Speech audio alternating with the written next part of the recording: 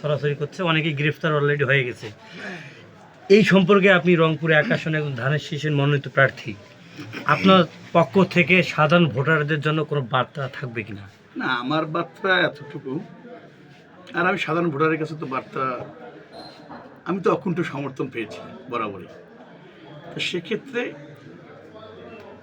Vote টাকায় কেনার বস্তু নয়, ভোট কৃষি শক্তির বলে আদায় করার বস্তু নয়, ভোট নিজ যোগ্যতা এবং ভালোবাসা অর্জন করতে হবে। সেই ক্ষেত্রে আমি মনে করি মানুষ যত ষড়যন্ত্র করবে না কেন, আল্লাহ যার ভাগ্যে রাখবে সেই হবে। আর আমার চাওয়া পাওয়াটা হচ্ছে জনগণ যদি সমর্থন করে তবেই সম্ভব। জনগণ যদি সমর্থন না করে কিছুই করার নেই।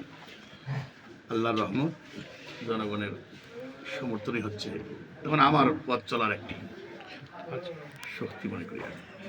তবে এখন পর্যন্ত রংপুরে 1 আসনে কোনো রকমের কোনো সমস্যা দেখা দিয়েছে কিনা, বা কোনো আইন শৃঙ্খলা বাহিনীর পরিস্থিতি? জানার মতে আমি অতীত বলেছি, দেশের ইতিহাসে এটি সবচেয়ে সুশৃঙ্খল নির্বাচন হতে যাচ্ছে আমার মনে হয়, এবং হবে ইনশাল্লাহ। এবং এর পূর্বেও কিছু বিচ্ছিন্ন ঘটনা তো একটু ঘটে, এটা কোনো মানে বিচ্ছিন্ন ঘটনা দু একটি হয়েছে, এগুলো কোনো বিষয় না, আমলে নেওয়ার মতো নয়, তেমন মেজর কোনো প্রবলেম নয়, এদের সব মামুলি ত্রুটি, এটা কোনো বিষয় না আমার কাছে এখন পর্যন্ত চোখে পড়েনি। ভাই ভোট কোথায় দিচ্ছেন আপনি কালপুর? আমি ভোট দিচ্ছি আলমবিতার ইউনিয়নের 8 নম্বর ওয়ার্ডে। এটি আমার জন্মভূমি জায়গা, এই ওয়ার্ডেই আমার বাড়ি, এখানেই আর কি বেড়ে ওঠা, এই জন্য এখানে এই ভোটটা দিই। ধন্যবাদ। সবাই ভালো থাকবেন, সুন্দর থাকবেন, সুস্থ থাকবেন।